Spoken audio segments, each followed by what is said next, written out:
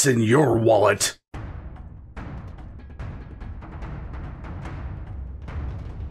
Warpugs, today we're going to be checking out something from WesHammer, and this is something that I am personally interested to see because I want to see how well my thoughts track with WesHammer's here. WesHammer is going to give you a much better synopsis than I would, because mine would be mostly screaming about the Tau, and also mine would probably be mostly, I'm heavily biased. I'm an Imperium fanboy, what can I say? I can't do anything with it, I can't do anything without it. All I can do is sit back, sob, and gnash my teeth unending at the unfairness of the universe, and how it's not fair that we don't have a Morty and Iron Guard, book, or series of books, or well, there's just not enough Morty and Iron Guard. Warpugs, the beliefs and goals of every Chaos Legion. Now, I know that there's a Morty and Iron Guard book, but you guys know what I'm talking about.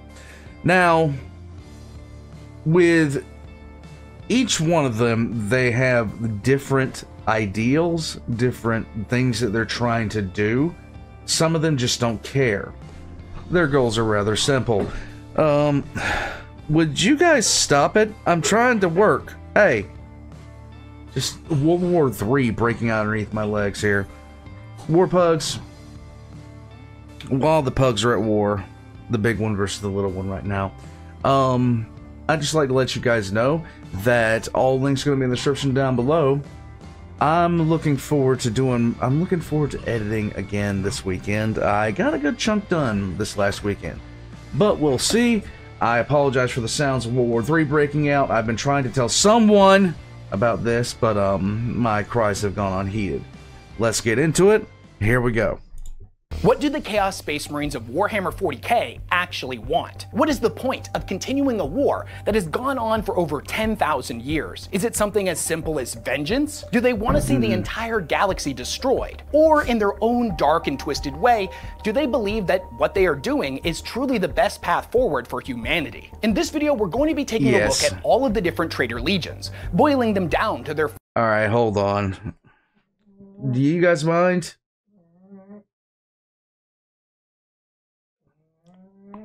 Alright, I had to backtrack because the distraction of the pose became an issue. So let's get back into it. Beliefs, goals, and overall objectives actually are. And that's a lot easier said than done, as all of the traitor legions are broken up into hundreds of different competing warbands, all with their own differing agendas. It's honestly kind of a miracle that Chaos is ever able to actually unite for one of Abaddon's Black Crusades. For the War Master, it's gotta be like trying to herd cats. I said this exact thing. I said this exact thing in my Abaddon 5-ish minute lore. I said something to the effect of the following. To envision a Black Crusade, envision every single cat lady in the United States living in the city of St. Louis, Missouri. Then envision that at some point PetSmart throws a sale on salmon-flavored kitty cat treats and invites them to bring all their feline friends. So, at some point, a bunch of cat ladies will get together in their Ford Focuses loaded with felines and cat litter and will simply depart in a given direction. That is a Black Crusade, and no one can convince me otherwise. You know, those cats were 8-foot-tall demonic super soldiers, blessed with the unholy might of the dark gods. We're going to be taking a look at legions like the Word Bearers, who fanatically worship the Chaos Pantheon and want to see the entire universe cleansed of all non-believers. Legions like the World Eaters, who most of us just see as mindless, frothing berserkers, but actually might be the most potentially profoundly enlightened faction in the entirety of 40k. And of course the ever mysterious Alpha Legion, who are loyalists, actually just got a brand new novel that is filled with an insane amount of insight into how they work, what their beliefs are, and most importantly, what their overall goal is. I'm just gonna tell you right now that whatever you think the Alpha Legion is, you're probably wrong. We're going to be getting into all that and a whole lot more in this video, as there's a lot to cover with the Chaos Legions. Honestly, they're all pretty messed up in their own unique and twisted way, and each and every one of them really could have benefited from some therapy. Especially the Night Lords. Therapy that they could have gotten from today's sponsor, BetterHelp. Taking care of our mental health is something that most of us don't take very seriously. I'm very jealous of his hair. I'm really jealous of this guy's hair. I'm just saying, the baldness is starting to shine through the hat. Even if we all know that we should. It's something that we need to do, but we just keep putting it off. And maybe we don't have time to schedule appointments, or maybe our local area just doesn't have anyone who specializes in our particular needs. Or maybe, as is the case for a lot of us in 2023, trying to find a way to fit it into our budget is a stressful situation that only ends up making things worse. Right. Well, thankfully there's BetterHelp, who makes something as serious as taking care of your mental health more accessible, convenient, and most importantly, affordable. They have a huge network. I believe I've heard of this sponsor before. I'm just not sure of what context I heard of it, but it will be in the description down below, guys. Of over 30,000 licensed therapists who are all trained to listen and give helpful, unbiased advice. Because their network is so large, you have a much wider range of expertise available to you than what might be available in your area. You'll be able to schedule therapy sessions at a time that's most convenient for you. And if after a couple of meetings you feel the therapist isn't the right fit for your particular needs, you can easily switch to a new therapist at no additional cost, without stressing about insurance or who's in your network or anything like that. Getting started is super easy. All you have to do is click on the link in the description of this video and fill out a questionnaire to help assess your specific needs. And in most cases, within 48 hours, you'll be matched with your therapist. Over 4 million people have used BetterHelp to start living a healthier, happier life. And if you think you might benefit from therapy, then click on the link in the description of this video or go to www.betterhelp.com/WesHammer to get 10% off your first month. Big thanks to BetterHelp for sponsoring this video. There you go. The Word Bearers differ from other Chaos Legions in 2 major departments. Okay, so the Word Bearers pretty much absolute zealotry all the time. A lot of them wind up in the Black Legion because, well, they get kind of fed up with the whole hook, line, and sinker thing. They are by far the one legion you do not want to get captured by, second only to the Night Lords. They have very, very, very strange views on how chaos works and everything like that. They're pretty much they're the ones at the end of the day that are the biggest doomers and gloomers, but at the same time, they embrace that like nobody else. To be a word bearer in 40K is to quite seriously be preaching the gospel of doom, knowing you're preaching the gospel of doom, but not caring that you're preaching the gospel of doom because you believe it to be the only truth that exists. Kind of similar to the way that they were towards the Emperor before they got spun right up, right round. They were built to be fanatical to a cause. Unfortunately, their cause was perverted. First and foremost, they are by far the most devoted to the Chaos Gods. Whereas other legions are monotheistic in their worship or simply don't have any unified system of beliefs one way or the other, the Word Bearers view each of the gods as an intrinsic. Every time I see this piece of art, all I can think is, I said bingo. Part of chaos and thus the truth of the universe. And second, as will become a theme throughout this video, pretty much all of the Chaos Legions exist in a shattered state, some seemingly beyond repair. This is not the case with the Word Bearers, as through their unified faith have remained as close as one can possibly get to an intact Space Marine Legion. These guys have done some pretty horrific, inexcusable, genocidal things over the years. Yes. But maybe during the days of the Horus Heresy, many of them truly believed that humanity really would be better off under the leadership of the true gods. Not necessarily. Not necessarily. They may believe that now, but even they back then were utterly convinced this was an absolute hell. Like, just every single one of them was like, you know, it's not the hope that we wanted, but it's what we have for the most part. And they just embraced it wholeheartedly. It's kind of ridiculous, their mindset. They don't want to make things better. They just want everybody to accept their truth. You gotta remember that these guys had something that all of the other Space Marine legions didn't, and that was faith. And faith can be a really beautiful thing. It can inspire great acts of compassion, heroism, and can lead people who have sunk to the lowest, darkest places imaginable back out of the darkness and into a brighter tomorrow. But as we all know as well, faith can also compel people with good intentions down an incredibly dark path and lead them to commit some truly horrific and unforgivable acts. With most legions during the Great Crusade, they would show up on a world, force the entire population into compliance, and then take off again, jumping back out into the stars to do it all again. The word bearers were different though. They didn't want to just bind people into subservience, they wanted everyone to prosper under the Emperor's banners. They didn't want to just deliver the Emperor's wrath, but teach the people they encountered of the Emperor's love. They had faith that the Emperor was the one true God of humanity, something that he wasn't exactly the biggest fan of. Something else that they would do is, now, the word bearers believed that they were leaving every world better off. That's why their compliance, their list of compliances were so low prior to Monarchia. They would stay there, they would indoctrinate them into the worship of the Emperor, and they thought they had left them so much far better off. The problem is, though, the word bearers, they would stay, they would convert the entire planet to the worship of the Emperor, but they would leave all the underlying socioeconomic problems that existed before them arriving there. The only thing they would change is what they worshipped. That's the only thing they would change. And then they'd leave, believing they had created a paradise. And this is evident in the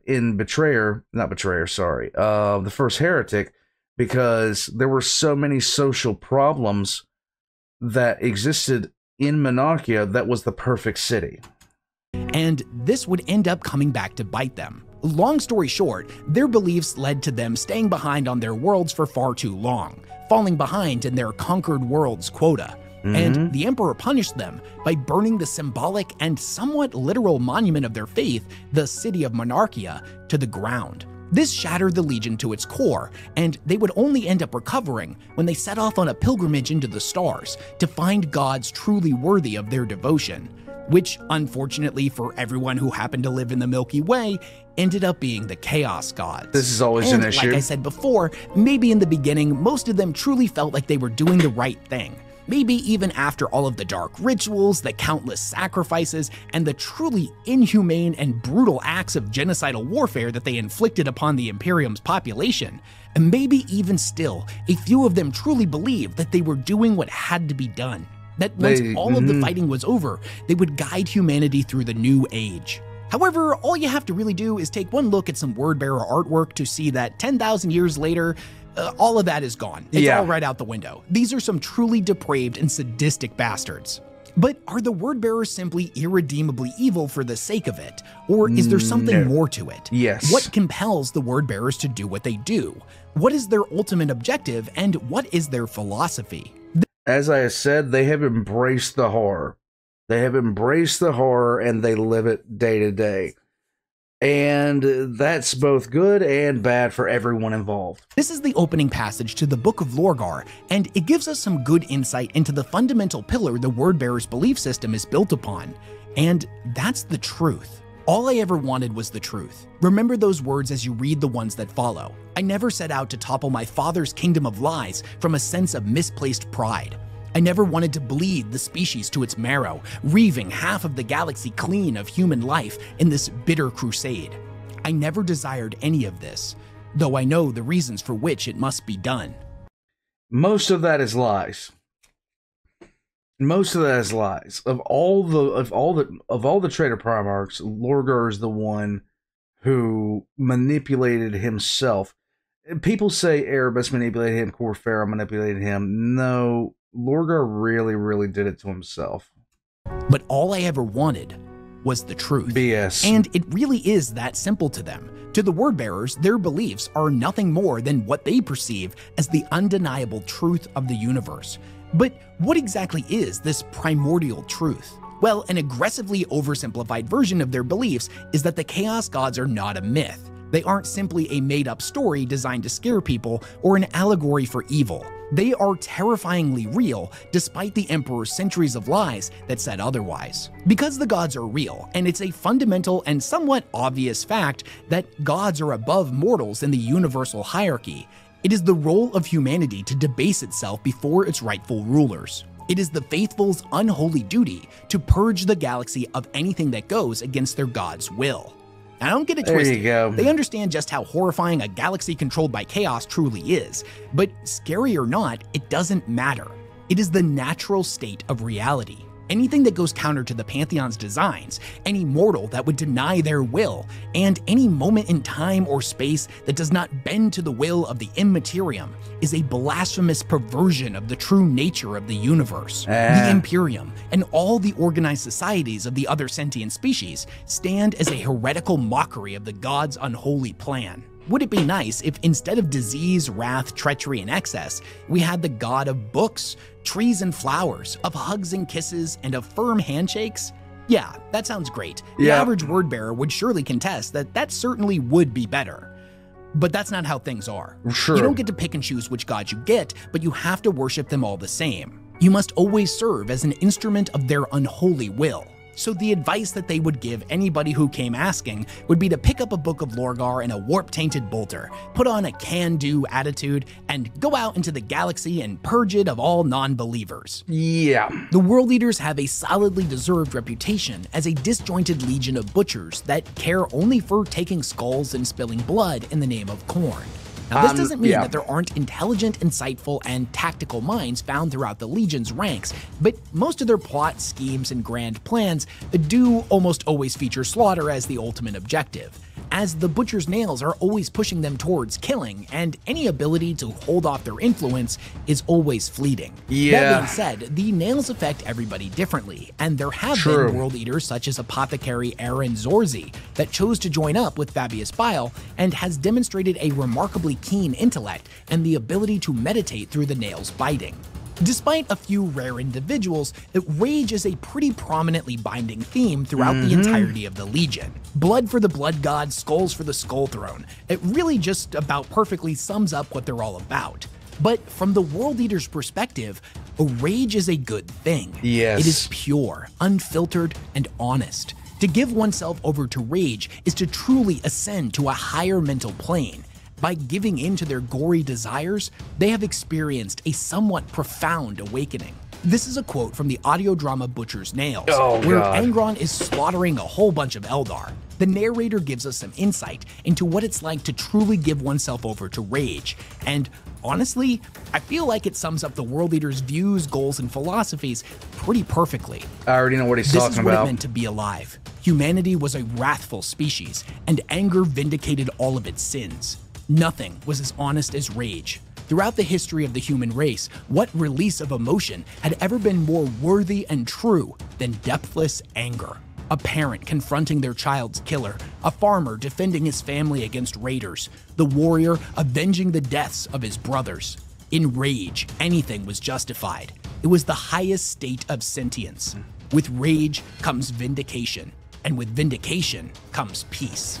When it comes to shared philosophy, belief, and experience amongst Khorne's faithful, the World Eaters actually have a pretty interesting way of instilling their traditions, ideas, and even memories into all of their recruits at a genetic level. They utilize these guys known as the Berserker Surgeons, who use a mixture of dark sorcery and forbidden gene crafting techniques to grow new World Eaters in birthing vats, producing Space Marines in a fraction of the time that it would take for the Imperium to create them. Admittedly, this process is pretty wasteful and ends up killing more than it makes, but whereas from the time of recruitment all the way up to when a scout graduates to becoming a fully fledged Space Marine can take years or even decades. For the World Eaters, give or take a month. And because the biological material used to create these monsters is taken from other World Eaters, some part of the process imbues in them all of their memories. This means that when they awaken, they believe themselves to be the veterans of thousands of wars, adopting a mishmash of views from all the donors. In a sense, this allows the World Eaters and their beliefs to live on through their new recruits. The Alpha... Now, I will say this. If you're of the opinion, that Angron is a pathetic Primarch, because I know for me and a lot of my friends that played 40k, Angron was always this, weird, strange abnormality. But it was a pathetic Primarch who who was never really in control of his legion, who lost himself. He was the first one to really lose himself to the Chaos Gods. Just so much was wrong with him. And then you read Betrayer, and it's the first book to heavily feature Angron. And it really changed my opinion of Angron. It's one of the best books in the entire Heresy series. I highly, highly recommend it. The Legion has a reputation for being the most mysterious and cryptic of all of the Space Marine legions, and that's kind of their whole point. True. They specialized in subterfuge and manipulation of events behind the scenes, rather than grinding frontline warfare. Needless to say, because they are so intentionally cryptic, there are countless rumors, stories, and good old-fashioned memes about the Legion that have led many people in-universe and outside of it within the larger 40k community to come up with all kinds of crazy theories about what they're actually up to. However, the recent novel Horrormaster dispels a lot of these myths and gives us a lot more insight into how the Alpha Legion functions and what their overall goals are in the modern 40k setting. I'm just going to let you know right now that there's a lot to cover, and I plan on doing an Alpha Legion deep dive pretty soon, so I'm going to go into a lot more detail in that video, but I'll give you a summarized version here. The most important reveal to me in this book was that the Alpha Legion, for the most part, was the only Chaos Legion that did not flee into the Eye of Terror to escape the Loyalist forces during the Scouring. This means that despite a small handful of individuals, the Legion is the only one that truly knows anything of the Long War, as they've been fighting against the Imperium for a true 10,000 years.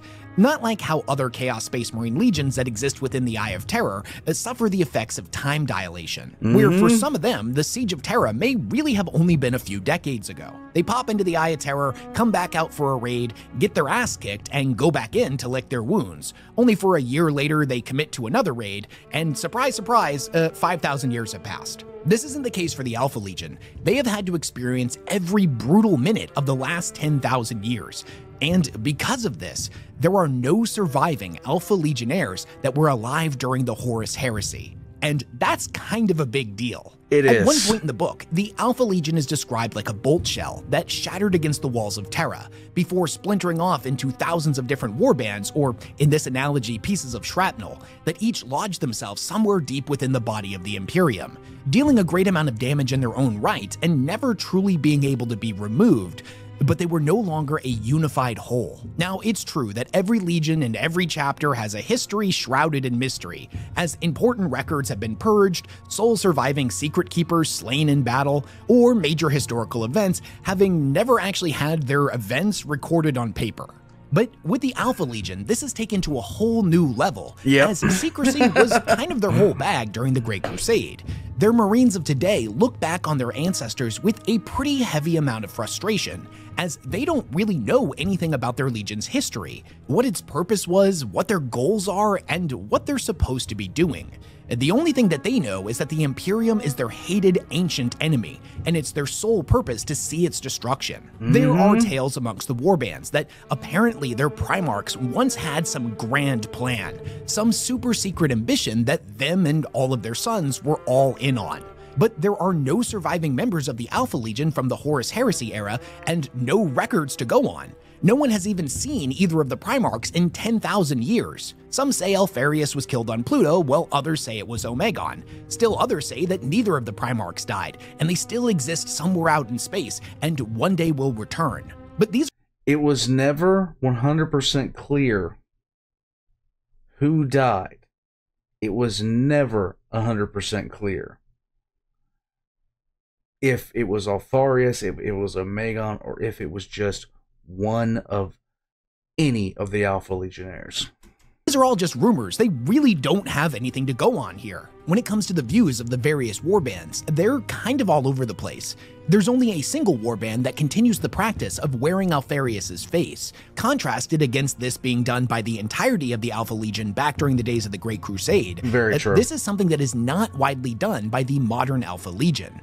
In fact, at one point in the book, a conclave is called for all of the warbands to get together and discuss what is to be done about the Primaris Marines and the return of Guilliman. A handful of representatives from the warband known as the Faceless step forward and remove their helmets, all bearing Alpharius's face. When the first one goes to speak and says the famous line, "I am Alpharius," the entire room erupts. Some members of the Legion shouting condemnations, others saying, "No, you're not," and others still lost in uproarious laughter. However, Solomon, the main character of the book, steps forward and quiets the crowd down. He says if this warband wishes to continue the practice of looking like their Primarch, they have every right to do so. Yes, they do. But let it be known that it gives them no authority over any other warband. And speaking of authority, the Alpha Legion has a pretty nuanced perspective when it comes to their hierarchies. They value expertise above everything else and don't much care where it comes from. Whether the individual be human, space marine, or Xenos, it doesn't really matter. If an individual has expertise in a subject that is useful to the Legion, then they are respected. But there isn't a centralized hierarchy. Now, there are both strengths and weaknesses involved with this. On one hand, they are incredibly fluid and are able to adapt to new situations incredibly quickly. Yes. Having to adhere to doctrines, scriptures, and formal recognitions of rank made a warband incredibly rigid, and rigid tools were more prone to breaking when stressed. However, on the other hand, when a serious situation develops, like the Primaris Marines suddenly showing up out of nowhere, none of the warbands can really agree on what to do. It creates a bit of a chaotic situation. The book even dispels the classic Alpha Legion meme of, "It may look like I was defeated, but secretly this was my plan all along. You've activated my trap card and..." I always hated that about some of the books about the Alpha Legion. I have said on several occasions that some writers should not get their hands on certain things. Perturabo only needs to be written by a couple of writers who actually understand the character fully. Same with the Alpha Legion. It's either a thrill to read or it's like Dick Dastardly, and it's really annoying at how they will be given to a writer that doesn't really understand how to write something like the Alpha Legion. Imperium. There's a battle early on where the Alpha Legion definitely loses and has to retreat, but one of the Legionnaires makes mention of the fact that even though they didn't accomplish what they came here to do, from the Imperium's perspective, they weren't expecting the Alpha Legion to be here, and they're going to be examining this victory for the next century, wasting countless resources and man-hours flipping over every single possible stone, trying to figure out what they missed. What was the Alpha Legion's real objective here? And meanwhile, the Legion has already moved on to their next engagement. This uncertainty on the Imperium's part is made even worse by the Alpha Legion's fractured nature, as from their perspective, they seem to be striking all across the galaxy with alarming cunning and efficiency, when in reality, it's kinda disorganized. Some people might not like the dispelling of a lot of the rumors and myths about the Legion, but I actually personally found this new take on what they're like in the 42nd millennium much more nuanced and grounded. As it stands, the Alpha Legion has maintained one primary objective for 10,000 years, to tear down the Imperium. They just can't all agree on the best way to go about doing that. As I mentioned before, the Alpha Legion of today doesn't really have any centralized hierarchy of leadership, but they do have this concept known as the Horomaster, which used to be a Praetorian rank back in the days of the Horus Heresy. Solomon is trying to unite the Legion by becoming the next Horomaster, and when he gives his pitch at the conclave that was called, he had this to say, and I feel it summarizes the Alpha Legion's views pretty well. I have on occasion pulled out a warrior's heart and shown it to them still beating as they died.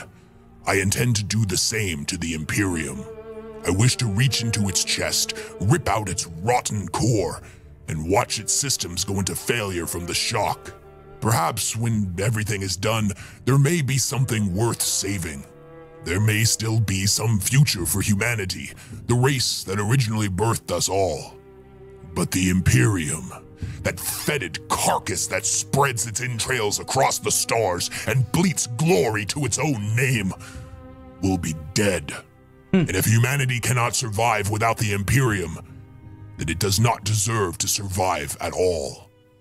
For the Thousand Sons, their goals mostly get boiled down into two major categories. The first is to learn everything there is to know about everything, which is why everybody thinks the Blood Ravens, including all of the super dark and twisted lore of the Immaterium, and two, vengeance for Prospero. Yeah. This makes sense because from their perspective, they were betrayed by the Emperor and the Imperium when the Space Wolves were sent to destroy their world and everyone on it. They joined Chaos out of necessity, out of survival. And for 10,000 years, that bitterness and hatred they felt has been allowed to fester and grow. When it comes to knowledge, despite popular sentiment online, the Thousand Sons of the Great Crusade era put pretty severe limitations on just how deep they would delve into the mysteries of the Immaterium. This is Knowledge true. was sacred. It was the tool that ultimately enlightened humanity and would lead to a better future. But knowledge could also be dangerous. Although the term sorcerer was something that their detractors often levied against them, the Space Wolves, the Death Guard, even the Mortarion was such a hypocrite. I can't stand Mortarion. rebuked this notion. They were scientists. They were doing science by studying the warp. They followed the Emperor's teachings to the letter and believed in humanity's superiority. The Great Crusade was well underway, and mankind had proven themselves to be the masters of physical reality. The warp was simply the next frontier, one that they were only in the infancy of conquering. After mankind had fully dominated the galaxy, the Thousand Sons believed that the next step was to bring the warp itself into compliance. But they couldn't just dive in too quickly. They knew enough about the warp to know that it was incredibly dangerous. Right. So certain areas of study were off limits. However, after having been betrayed by the Space Wolves and the Imperium at Prospero, all of those restrictions have gone right out the window. All knowledge deserves to be acquired, no matter how dark, unholy, or dangerous. A sentiment that is very much aligned with the Dark Mechanicum's views, although I'm sure them and the Thousand Sons still find many things to disagree on. When it comes to their quest for vengeance against the Space Wolves, however, they would get partial revenge during the Battle of the Fang in M32. They didn't outright destroy Fenris and the Space Wolves, but they did hurt them pretty badly, and they made it so they wouldn't be able to have any successor chapters. Something that has recently changed with the introduction of the Primaris Marines in the Wolf Spears chapter. After this, they would Which, to be honest, the Space Wolves not having any successor chapters was a thing that has happened and happened again and happened again.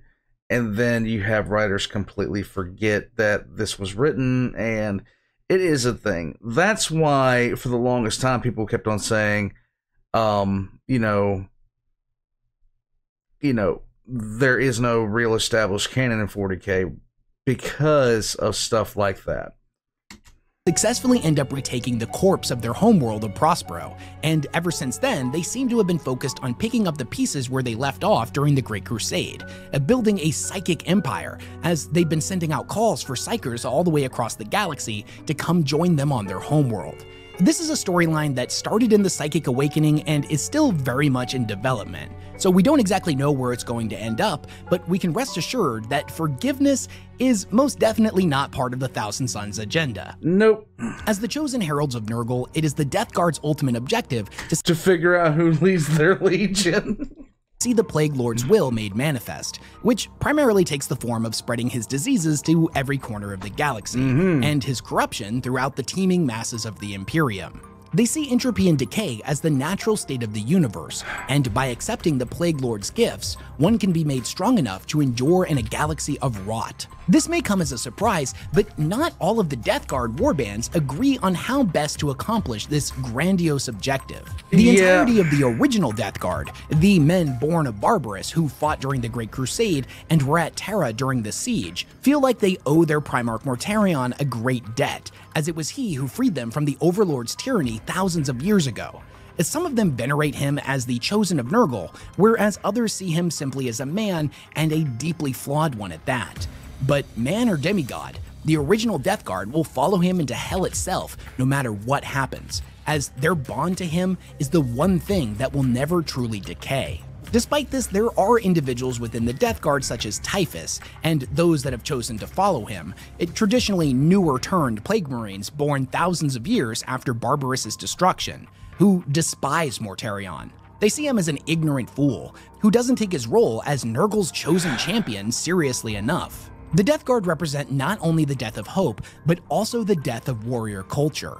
Even back in the days of the Great Crusade, they were a win-at-all-costs type of faction, forgoing air and vehicle support to instead grind their enemies under 1,000 ceramite boots in a grinding war of attrition. They had no qualms about using truly horrific weapons of war, and now in the grimdark future, their biological warfare has reached levels of horror that the Space Marines of yesteryear wouldn't even be able to comprehend. There are many members of the Death Guard that truly believe that once Nurgle has taken his rightful place as the ruler of the universe and the entire galaxy is in a perpetual state of rot, that humanity will ascend to new levels of greatness. To become one with the Plague Lord is to cast off needless emotions like hope, fear, and love. It is to give oneself over entirely to despair. Rot and decay is the true nature of the universe, and all the things that humanity does to prevent this is ultimately futile and a foolish attempt at denying reality. Once the galaxy is done raging against the dying of the light and accepts the darkness, only then can it truly rise to greatness. Nurgle is a god of plagues and disease, but also a god of life. Now, all life is equal to Nurgle's devout. The corpse of the soldier killed on the battlefield will become an incubator for trillions of new life forms. To most of the Death Guard, this is a beautiful thing, but Nurgle is also the god of death and despair, and there are some members of the Death Guard that choose to follow these tenets exclusively.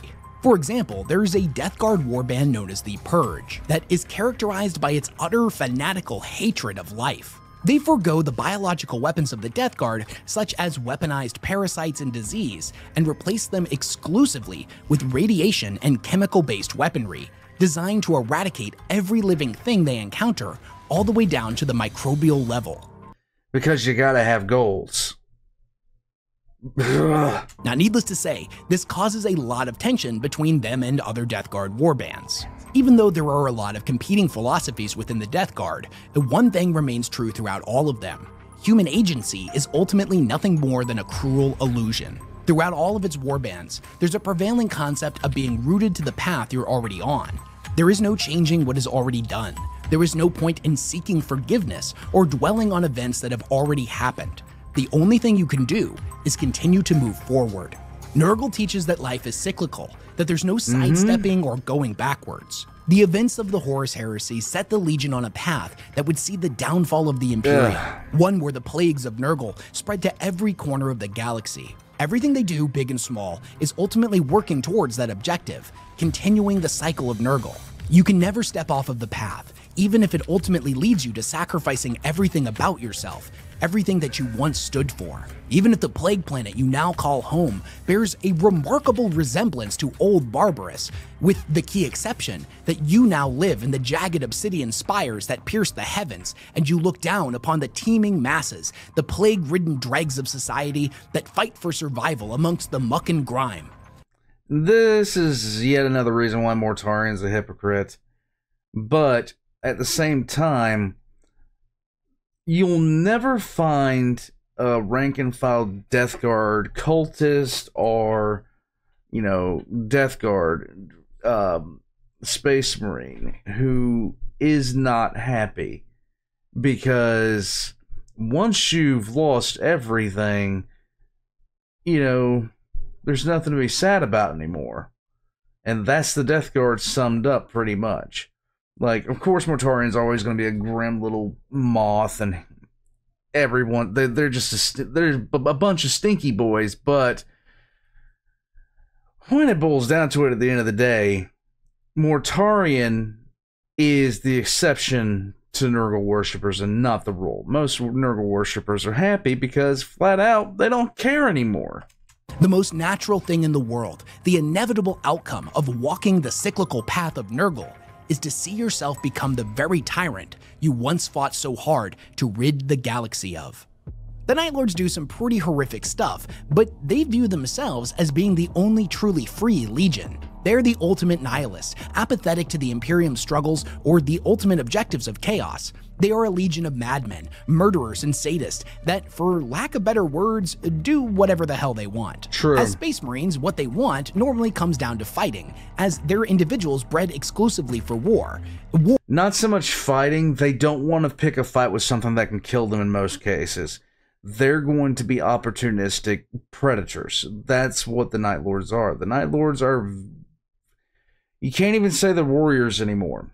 They're predators. They're apex predators set loose on a galaxy. And that's a scary thought. War is all they really know, and when you combine this trait with a bunch of criminals taken from the gangs of Nostromo, you get a bunch of insane psychopaths that only really care about themselves and have been set loose upon the galaxy to revel in carnage. Well, it's true that every Chaos Legion is made up of thousands of unique individuals with different philosophies, creeds, and objectives, the Night Lords being no different. If we look at all of those other legions, we can see definitive patterns that bind them all together. The Night Lords are the only faction where this is not the case at all. They have no unifying grand objective, they have no honor, no morals, or creed that binds their actions. They care only for themselves and thus individually pursue objectives that will either make them stronger or give them some form of satisfaction. Normally taking the form of hunting their hated enemies, the loyalist Space Marines, or setting loose on a backwater world to take a much-needed mental health day by slaughtering and skinning its entire population. If the Night Lords ever participate in the larger galactic events, it mostly comes from a deeply rooted sense of spite, or anger and hatred of the Imperium for what was done during the Horus Heresy. But even if you can rally them to your cause, they can never be truly trusted or relied they upon. can't. Even less so than a faction like the World Eaters. Yeah, the Khorne Berserkers may be a bunch of blood-crazed, frothing barbarians, but somebody like the Despoiler recognizes that if he gives them an appropriate target, he can count on them to act like a jagged, serrated wrecking ball. But the Night Lords? Not a chance. No. Maybe they'll end up working with you, or maybe they'll take off as soon as they get bored or don't like that the odds aren't stacked in their favor anymore. Maybe they'll attempt to stab you in the back, attacking another one of your fleets in an attempt to steal your most prized ships, while your weapon batteries are trained on the loyalists in front of you. Or hell, maybe the Night Lords will devolve into infighting the moment they engage in the larger conflict, as multiple splinter factions aboard their ships decide that now is the time to initiate a coup. In the Night Lord's omnibus, Abaddon does manage to get them to fight in the 13th Black Crusade, but he realizes that they can't really be relied upon, so the single mission he gives them turns out to be a suicidal charge. He just kind of hopes that they'll make some kind of impact before getting blown up, and this in his mind is the best case scenario, because them being alive and being part of the fleet is a variable that will most likely come back to bite him in the ass. True. And it absolutely does, but mostly because they figure out what's going on before it's too late. Some Night Lords choose to give themselves over to chaos, proudly displaying the marks of their chosen deity and wielding their demonic gifts in battle. Others see these Night Lords as stupid fools, gamblers doubling down on a dead hand. Some want to become powerful warlords in their own right, whereas others are happy to act as mercenaries, living life from battle to battle. No matter what path any one of them takes, traits like egotism, narcissism, and a propensity for vicious cruelty are all commonplace amongst their ranks. Some respect the ideals of Conrad Kurz, while others think he was a misbegotten fool that led the Legion into damnation and ultimately got what he deserved. Spoilers for the Night Lord trilogy incoming, so skip ahead to the next chapter or timestamp on screen if you don't want to hear it. So I'm holding off for a couple of seconds if you do not want to see this. I am actually, because of the nature of what he's going to be talking about, I'm going to actually turn off this part of the screen, and I'll just be listening to the audio here, okay? But, yeah, we'll be back with this in a second. Skip forward until you see this pop back up.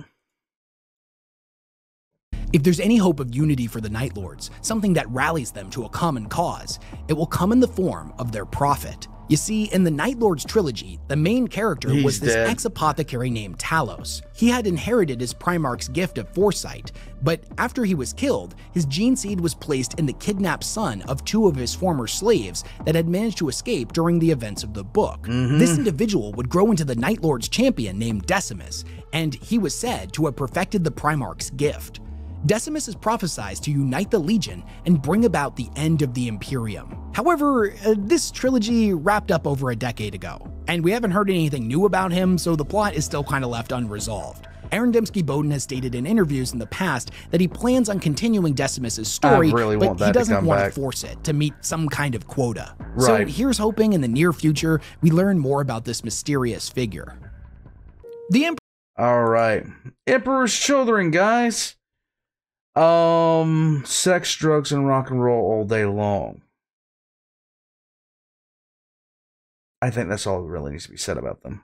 Emperor's Children are probably one of the most tragic legions that exist within the Traitors' forces. They were once one of the most noble and honorable of all legions, and now exist as a pack of hedonistic sadists. Individuals that are only interested in pursuing ever increasingly outlandish extremes in the form of torture, murder, drugs, and excess in all forms. They are a shattered legion held together only by their worship of Slanesh, a god that caused their pursuit of perfection that they prided themselves on to be warped and twisted into an obsession with excess. The vast majority of Space Marines within the Legion display traits of extreme narcissism, egotism, and only really care about pursuing pain and sensory extremes, so there's at least something there that kind of bonds them all together. Although where you or I might find a hot meal on a cold day, an hour or two of video games after a long day of work, or perhaps something a bit more sensual and most importantly consensual to be something that we find pleasurable, that's all baseline normie shit to the Emperor's Children. Yes. These are the same Space Marines that, after getting their ass handed to them by Dorn and the Imperial Fists at the Siege of Terra, decided to instead slaughter the civilian population in order to render them down into an endless variety of drugs and stimulants. Their levels of addiction and depravity truly know no bounds. Although there are a few groups within the Emperor's Children, such as the Noise Marines, that we can point to as having something of a defined goal, when it comes to the Legion as a unified whole, they don't really seem like they have anything they're pursuing other than their own selfish needs for sensation. Some prominent members, such as Chief Apothecary Fabius Bile, saw the writing on the wall for the Legion a long time ago and bailed to pursue his own agenda, whereas individuals like the self-appointed Lord Commander Primus Eidolon seek to reunite the Legion and set the stage for Fulgrim's return. Eidolon, get out of here. Eidolon is like he is the biggest blowhard in the entire Legionis Astartes. Eidolon created what was known as the Phoenix Conclave, a gathering of elite representatives from most of the Emperor's Children warbands. Their ultimate objective is to return the Legion to its former glory, a task that, needless to say, is gonna be easier said than done. They count amongst their ranks such prestigious members as Eidolon himself, Julius Cazaron, Kaspros Telmar, Flavius Alcanex, and Lucius the Eternal, as well as potentially dozens of other members whose identity remained concealed behind obscuring robes when we were first introduced to the Conclave during the events of the novel Clone Lord. And at least 3 of them were named Alfarius. As of the time of making this video, Eidolon has sworn the Conclave to Abaddon's pursuits until the time comes that Fulgrim inevitably returns to take his rightful place at the head of the Legion and reunite all of the Emperor's Children warbands. Without a governing figure like the Primarch, however, the likelihood that such a thing will come to pass is remarkably low. Chaos in a lot of aspects is inherently selfish, and the Emperor's Children embody this to an extreme degree. Trying to get them to agree on any course of action, let alone set aside their diabolic pursuits for a greater ambition, is likely to be a headache-inducing nightmare for anyone who would attempt it. However, quite seriously, when you think about, when I thought up the thing for herding cats, the Emperor's Children was what I thought about, because quite simply put, they are a mess. However, at a genetic level, all Space Marines have an intrinsic need to belong to something. This makes a lot of sense. It is how they were designed. Brotherhood is one of the most important things to all members of the Astartes, and even the most degenerate members of the Chaos Space Marines share this need for brotherhood, even if it's buried deeper within their core than their loyalist counterparts. Fabius Bile admits that even though the notion of a rebuilt third is both wishful thinking and kind of revolting, there is a chance it could happen. Preying on a Space Marine's need to belong is a tactic that Abaddon has utilized successfully in the past to win many of the Emperor's Children over to the Black Legion. And although Eidolon is no war master, his influence shouldn't be underestimated. Fun little side tangent. This is actually why Fabius Bile ended up trading away his perfect clone of Fulgrim to Trazyn in exchange for a vault of uncorrupted Emperor's Children gene seed, as he saw firsthand the effects his creation had on the Emperor's children that witnessed the cloned Primarch. They all dropped to their knees immediately, pledging themselves to their reborn gene sire. The notion that the Third could actually reunite was so terrifying to the chief apothecary that he traded away his father-child to a crazed Necron kleptomaniac. This is what Eidolon had to say to Fabius when asked about the Conclave's beliefs. The natural state of the universe is entropy, and we are one with that entropy. We follow it to its ultimate end. With every act of excess, we further break down the bonds between what is and what could be, between the imperfect and the perfect. With every exquisite sensation, we add more heat to the phoenix nest. Birth, death, and rebirth. That is the nature of this universe. We are the sparks of time's cleansing flame, brother. We are the all-consuming fire. And only in that fire can perfection be found. Okay, Eidolon. Fulgrim sleeps, but he will stir soon enough. And when he spreads his wings, the galaxy will burn. Until Dorn comes back and punches him right in the face again. All that is imperfect will be reduced to ash and forgotten in the blazing world to come. That may well include you and that carnival of monsters you travel with, Fabius. Unless your common sense reasserts itself soon. The Iron Warriors are simultaneously one of the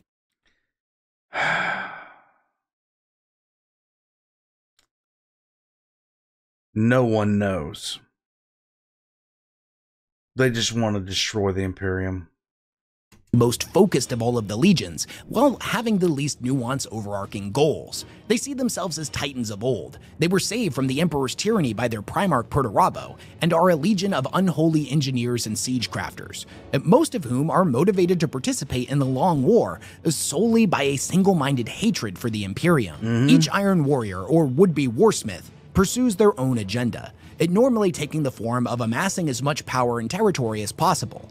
Needless to say, from individual to individual, their objectives very seldomly align, and the warbands war against each other over resources more than they fight against the Imperium. In fact, the Iron Warriors actually suffered from a massive civil war known as the Dispute of Iron, that took place in the 600th year of M34, and lasted for about 130 years. It began on their demon world of Medringar, but very quickly spread throughout all of their domains. This event caused the entire Legion to fracture, and spawned a lot of the different warbands that we know today, such as the Steel Brethren. The strangest thing about this civil war that still remains unanswered is the fact that as quickly as it began, it suddenly ended, leading a lot of people to believe that the whole war in the first place was by Perturabo's design, and it was done to weed out the weak and unworthy. They all wish to consolidate as much power as possible and are ultimately focused on survival. Many certainly believe their efforts have some larger, grandiose goal, but as of right now, that has yet to really materialize, and most likely won't until Perturabo takes center stage once again. Although we know that Perturabo exists in the background on Medringar and still plays a prominent role in the Legion's efforts, he's yet to return to the 40k setting proper. So we as the audience are currently still in the dark on a lot of his major motivations and overall plan for his sons. There's a great line about them in the 8th edition Chaos Space Marine Codex, where Abaddon says that he'll fling open the gates of the Eye and lead the hosts of Chaos past Cadia's burning husk. Then, Perturabo and his legion of embittered traitors will march to war once more, their sole intent to wreak such devastation upon the Imperium that no stone stands upon another. And I think that's ultimately fitting for them. They are destruction incarnate and are fueled by hatred for the Imperium and, more specifically, their bitter rivals, the Imperial Fists. They validate their continued existence through rampant destruction, and although all of the different warsmiths and warbands may have differing philosophies and competing agendas, if we're trying to find an overall encompassing mindset for what the Iron Warriors stand for, it's to vindicate their hatred by bleeding the enemy as much as possible. For the most part, I'm going to leave the Black Legion out of this video, as since they're a coalition of Chaos Space Marines from every single Legion and Warband, most of what sets them apart in the philosophical and goals department is based around the War Master's grand plans. Right. And Abaddon is a far more complex and compelling villain than a good portion of the community gives him credit for. I will say that he does have those traits, but again, it all boils down to GW's writing of him, the treatment of him. Because you can only have a character fail so many times before no amount of retcons gets somebody to take him seriously. I mean, it really does become that. And for a while, we were all hoping that another character, such as, like, maybe a missing one like Hanzo or Sevatar, would have showed up and just taken the thing over, but it didn't happen. And there's actually a great passage by Aaron Dembski-Bowden that I included in my video designed to clear up misconceptions about him that really gives you a good idea of what he's all about at a fundamental level. But I'll summarize the basic concept here. Abaddon very importantly views himself as a man, a member of humanity. He certainly thinks himself more powerful than the menials around him, but he doesn't separate himself from his own species like many transhuman individuals do.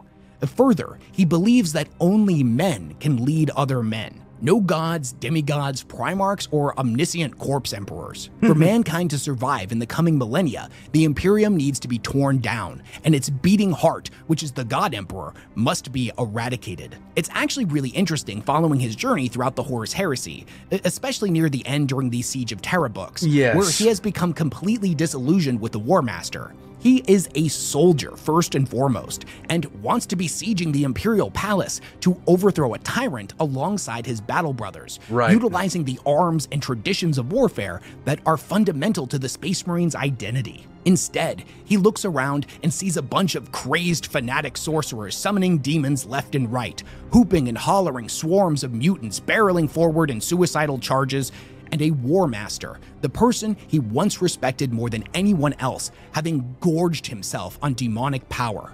This once noble and proud leader that he looked up to, having become nothing more than a puppet for the gods of chaos. He was disgusted by him, and it's what made the scene in Black Legion where he kills a clone of Horus so impactful. But Wes, I hear you asking, if mankind good, demons bad, why come does Abaddon allow members of his legion to summon demons and utilize the powers of chaos? Which, honestly, that's a fair question. What he's doing now looks pretty damn similar to what Horus was doing, but there's one major difference. To him, chaos is a means to an end. It is not the end-all be-all goal like the word-bearers think. He will utilize all the tools at his disposal to get what he wants, but he'll never surrender himself to the promise of power or the will of the gods. He knows if he did so, if he truly gave in to their will, they would infuse him with so much power that the next Black Crusade would make Cadia look like child's play. However, if he was to surrender to the journey and forget the destination, then everything he was striving for would be lost. Warpugs. The Black Legion in and of itself. So, Horus was completely degenerated in front of Abaddon. And when he degenerated, Abaddon he loved his father, but at the same time he lost a lot of respect for him because of how deep Horus went with it, of how hard Horus went with it. It became an issue within the upper echelon to the point where Abaddon flat out said, "Screw this," and he had a really pronounced love-hate relationship with Horus on the eve of the Siege of Terra. He just didn't, he could not fathom how far his father had fallen. He couldn't understand it. It didn't make any sense to him. And so that's why he's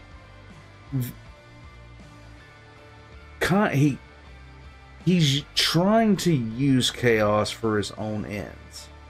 He's not giving himself over to it. And that is the only thing that's probably kept him in charge for as long as he has been. because he isn't showing favoritism. And at this point in the storyline, he is the only one that's blessed by all four, that stands a good chance of being able to lead the majority of Chaos to begin with, just based off name recognition alone. Warpugs, this was WesHammer's beliefs and goals. I tend to agree with all of them. The Alpha Legion is the Alpha Legion. I still think one day they're going to be shown to be loyal because of their doctrine and some of the quotes that they made during their book, Legion, one of their books. And the Alpha Legion still has sleeper cells on Terra. They're there. They've just been hiding for 10,000 years. Warpugs, I'm going to head out from here. Make sure you hit that like button, hit the subscribe button, check the links in the description below for WesHammer. I am completely convinced that this channel, WesHammer's channel, is a great source of information. It ranks right up there with Voldemort, who everybody knows me. I am a massive fan of Voldemort. Major Kill, everyone else like that. One of these days, I hope I'm able to get fully invested back into my lore series. Primarily because, that's what when I got to Indiana, that's what I wanted to do a little bit more of, and I was very successful at budgeting my time for it, but I keep on saying I'm going to be getting something up. I'm working on it, Warpugs. I seriously am. Until I get it out, I'll catch you guys next time. And just be sure to subscribe if you haven't already. Thank you, Warpugs. Emperor's children, not even once.